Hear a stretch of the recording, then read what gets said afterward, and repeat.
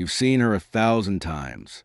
The woman in the vibrant red dress, tight corset, porcelain skin, descending the saloon stairs with a knowing smile. She smells like roses, looks like a fantasy. The camera lingers. The music swells. She's a painted lady, the soiled dove, the romantic vision of the Wild West. Now, let me shatter that image into 1,000 toxic pieces. Get closer. Look at that smile. The gums are bleeding, rotting. That porcelain skin? It's a crust of poisonous paint hiding open sores. And the smell of roses? It's barely masking the stench of ammonia and diseased flesh. Today, we're ripping off Hollywood's makeup. You're going to taste the metallic burn of mercury, smell the rot of infection, and discover why one night with a painted lady was a one-way ticket to madness and death. Welcome to the real frontier brothel, where beauty was poison and survival was measured in months, not years. Let's start with the look, the aesthetic, because in the movies, these women are flawless. Perfect skin, rosy cheeks, bright eyes, and in the Wild West, pale skin was everything. It was a status symbol. Proof you didn't work outside in the sun like a common laborer. Problem was, these women lived in the desert, in Arizona, New Mexico, Texas, under relentless sun. Their skin tanned, burned, freckled, and that was unacceptable. So they painted it. Literally, they used cosmetics made from white lead and arsenic, lead carbonate mixed into a paste. Smooth, thick, toxic. They spread it across their faces, their necks, their chests. A mask of poisonous white. And it worked. It gave them that pale, porcelain look. For a while. But here's the problem. Lead is corrosive. It eats skin. It creates dark scars, pock marks, holes. The more you use it, the worse your skin gets. So what did they do? They applied more, thicker layers, trying to cover the damage the lead had already caused. A vicious cycle. And the arsenic? That was even worse. Arsenic was added to the powders and creams to make the skin glow, to give it that translucent quality. But arsenic is systemic poison. It enters your bloodstream, causes abdominal pain, nausea, hair loss. Your hair fell out in clumps, eyebrows, eyelashes, gone. So they drew them back on with more toxic paint. The texture of this makeup was horrible. When it dried, it cracked, like old plaster. Every time they smiled or talked, the surface fractured into spider web patterns. And they breathed it in every single day, inhaling lead dust, arsenic particles, poisoning themselves with every breath. But it gets worse, because pale skin and rosy cheeks weren't enough. They needed bright, wide eyes, dilated pupils. It made them look more attractive, more enticing.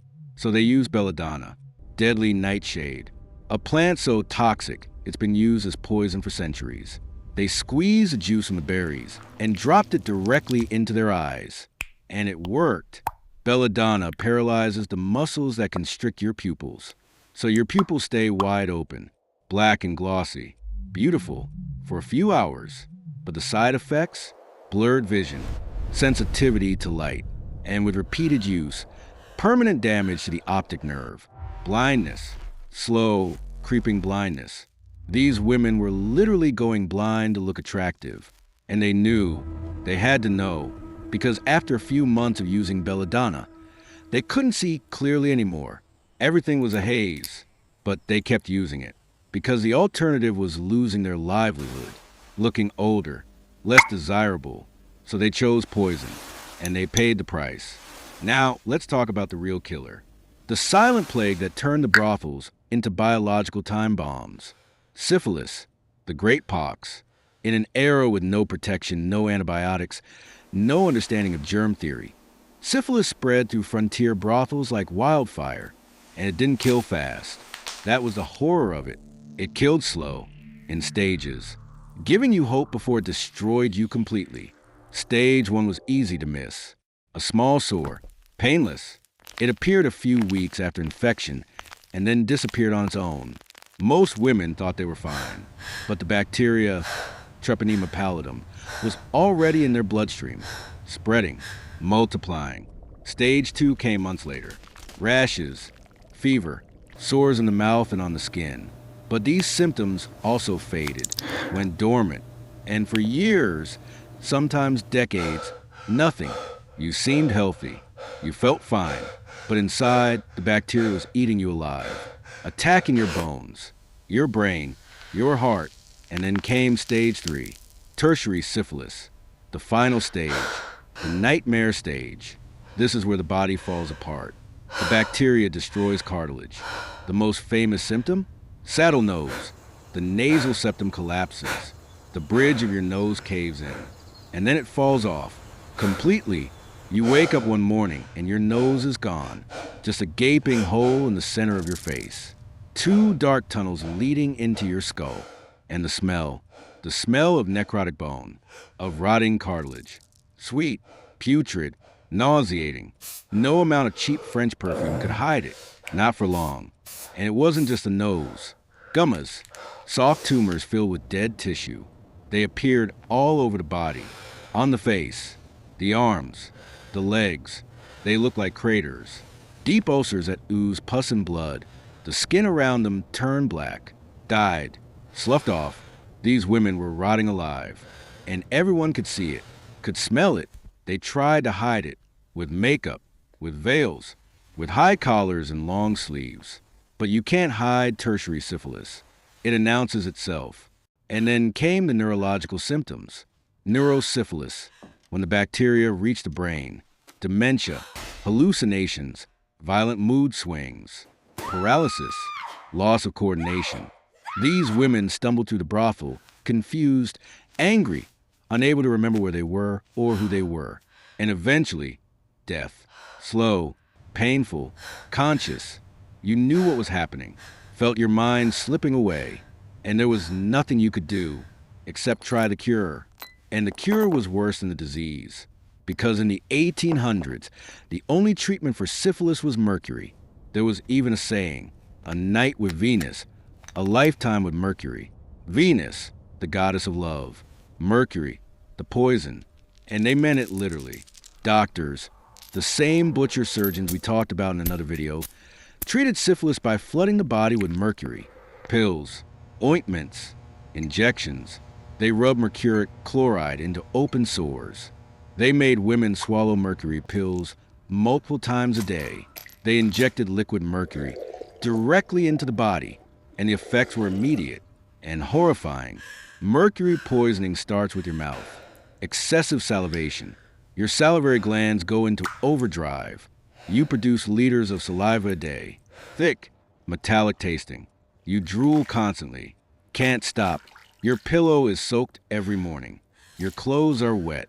And the taste of metal coating your tongue. Your throat, you can't get rid of it.